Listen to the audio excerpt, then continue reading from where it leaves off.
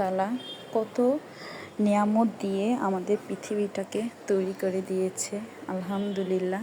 দেখেন চারোদিকে সৌন্দর্যটা, সবুজে সমাহার, দেখে না নয়ন দুটো জুড়িয়ে যায়। দেখতে খুব ভালো লাগছে না? এটা হচ্ছে একটা দিঘি মাছ চাষ করার। আমি একটু যাওয়ার পথে আমার শ্বশুরবাড়ি গিয়েছিলাম তখন যাওয়ার পথে এই ভিডিও ফুটেজটা নিয়েছিলাম। আমার খুব ভালো লেগেছিল। তো আমার হাজব্যান্ডের বাড়ি যেখানে, গ্রামের বাড়ি, সেখানে কিন্তু অনেক ঘের দিঘি যেখানে মাছ চাষ করা হয়। তো মাঝখান দিয়ে রাস্তা, মানে খুব ভালো লাগে অটোতে যখন যাই। আসসালামু আলাইকুম। যে যেখান থেকে আমার ভিডিওটি দেখছেন, আশা করি ভালো আছেন। আলহামদুলিল্লাহ, আমিও ভালো আছি। প্রতিদিনের মতো হাজির হয়ে গেলাম নতুন একটা ভিডিও নিয়ে। আশা করি পাশে থেকে আমার ভিডিওগুলো দেখবেন। সকাল সকাল উঠে আমি বিছানাটা গুছিয়ে নিয়েছি। আমার ছেলেটা স্কুলে চলে গিয়েছে, ওর বাবা অফিসে চলে গিয়েছে, মেয়েটা উঠেছে। তো এরই ফাঁকেই আমি বিছানাটা গুছিয়ে নিয়েছি। যেদিন মেয়ে আর কি দেরিতে ঘুম থেকে ওঠে সেদিন আর কি গোছানো হয় না। তো তাড়াতাড়ি করে আমি আজকে বিছানা গুছিয়ে নিলাম। তারপর আর কি ওয়াশিং মেশিন আমার পরিষ্কার করছি। এত ধুলা বালু যে কোত্থেকে আসে আল্লাহই জানে। প্রতিদিন মুছি, তারপরও 2-1 দিন যদি মিস হয়ে যায় তাহলে আর দেখার উপায় থাকে না, এত বালু কোত্থেকে যে পড়ে। তো আমি এক এক করে আমার ওয়াশিং মেশিনটা, ডিপ ফ্রিজটা মুছে নিচ্ছি। আমি সপ্তাহে একদিন আবার ক্লিনার দিয়ে এগুলো মুছে থাকি, আর এমনিতেই আর কি শুকনো কাপড় দিয়ে মুছি। তো মোছি শেষ করে চলে আসলাম একটা রান্না বলতে কি নাস্তার প্রিপারেশনে। এগুলো আমি আজকে বিকালে করেছি। দুপুরে তেমন একটা রান্নার আইটেমের ঝামেলা ছিল না, যেহেতু কালকে সব কিছু ছিল, সেজন্য আর কি আমি বাড়তি কিছু করি নাই। তো তারই জন্য আর কি আজকে একটু সময় পেয়েছি। এর জন্য আর কি আমি কিছু চিকেন প্যাটিস বানিয়ে নিচ্ছি। এখানে আমার পরোটাটা আগে থেকে করা ছিল, আর চিকেন পুরটা আমি আর কি মাংসটাকে একটু সিদ্ধ করে হোয়াইট সস করে তার মধ্যে আর কি মাংসটা দিয়ে আর কি করে নিয়েছি।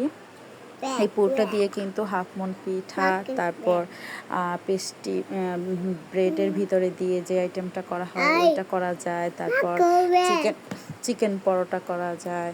তারপর চিকেন পেটিস একই পুর দিয়ে কিন্তু করা যায়। ভিডিওটা করতে প্রথম ধাপের যে চিকেন পেটিসগুলো করেছি, তখন আমি ভিডিওটা অফ করেই আর কি শ্যুট নিয়েছি। আমার খেয়াল ছিল না যে ক্যামেরাটা অফ ছিল, এর জন্য আর কি প্রথম ধাপেরগুলো দেখাতে পারিনি। আবার যখন চেক করতে গিয়েছি তখন দেখি কি আমার ভিডিও হচ্ছে না। আমি ভিডিও ওপেন না করেই ভিডিও করছি। তো এখন আমি চারদিক আর কি এভাবে সিল করে দিচ্ছি, একটু পানি দিয়ে একটু চেপে চেপে দিচ্ছি। পরোটাটা কিন্তু বেশ নরম হয়ে গেছে এখন, যেহেতু ফ্রিজে ছিল, একটু পানি ছেড়ে দিচ্ছে। তো তাড়াতাড়ি করে আমি একটি কেটে নিচ্ছি। এখন আর কি কাঁটা চামচ দিয়ে সিল করে নিব। কাঁটা চামচ দিয়ে সিল করে নিচ্ছি যাতে চারদিক থেকে বের না হয়ে যায়।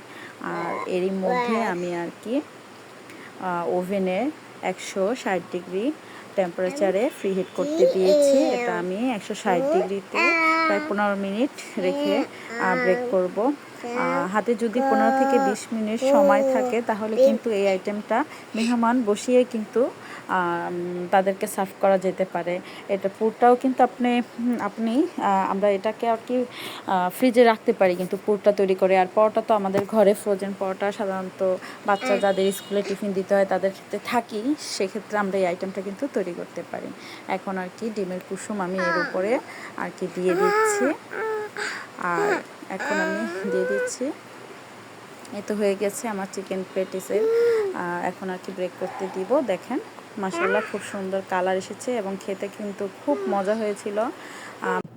আরেকটি রিকোয়েস্ট, যারা আমার ভিডিওটি দেখছেন আশা করি সবাই সাবস্ক্রাইব করে নেবেন, পাশে থাকা বেল বাটনটি প্রেস করে নেবেন। তাহলে হবে কি, আমি যখন ভিডিও ছাড়ব আপনার কাছে নোটিফিকেশন চলে যাবে, আপনি খুব সহজেই আমার ভিডিওটি দেখতে পারবেন। আর একটি লাইক কমেন্ট শেয়ার করবেন, তাহলে আপনার একটি লাইক কমেন্ট শেয়ারের মাধ্যমে অনেকের কাছে ভিডিওটি পৌঁছে দেবেন। আর যারা এই কাজটি অলরেডি করে দিয়েছেন তাদেরকে জানাচ্ছি অসংখ্য ধন্যবাদ। দুটো কেকের অর্ডার ছিল কিছুদিন আগে, সেক্ষেত্রে আমার কিছু আর কি ক্রিম বেঁচে গিয়েছিল। তো কেকের ক্ষেত্রে হয় কি, ক্রিমটা কিন্তু অত মেপে করা যায় না পারফেক্ট, অনেক সময় হয় কি কম পড়ে যায়, আবার অনেক সময় কি বেশি হয়ে যায়। তো যখন বেশি হয় আমি একটু বেশি করেই করি যাতে শর্ট না হয়। তো সেক্ষেত্রে আমার কিছু ক্রিম ছিল, সেটা দিয়ে আজকে কি করব, টাপ কেক বানিয়ে নিচ্ছি ঘরে বাচ্চাদেরকে খাওয়ানোর জন্য। তো প্রথমে আমি একটা কেক বানিয়ে নিয়েছি, সেখানে সুগার সিরাপ দিয়ে প্রথম ধাপে, তারপর আর কি ক্রিম লাগিয়েছি। আর এখন আর কি তার মধ্যে কেক একটা লেয়ার করে তার মধ্যে চকলেট গানাশ দিয়ে, বেশি করে আমি চকলেট গানাশ দিয়েছি, ঘরে খাবো সেজন্য, বাচ্চারা খুব পছন্দ করে। তো আমি চকলেট গানাশ দিয়ে আর কি টাপ কেকটা করতেছি। এই কেকটা কিন্তু অনায়াসে ক্যারি করে নিয়ে যাওয়া যায় কোথাও, 2-2.5 ঘন্টা বা 3 ঘন্টার রাস্তা হলে কিন্তু আমরা কেকটাকে নিয়ে যেতে পারি।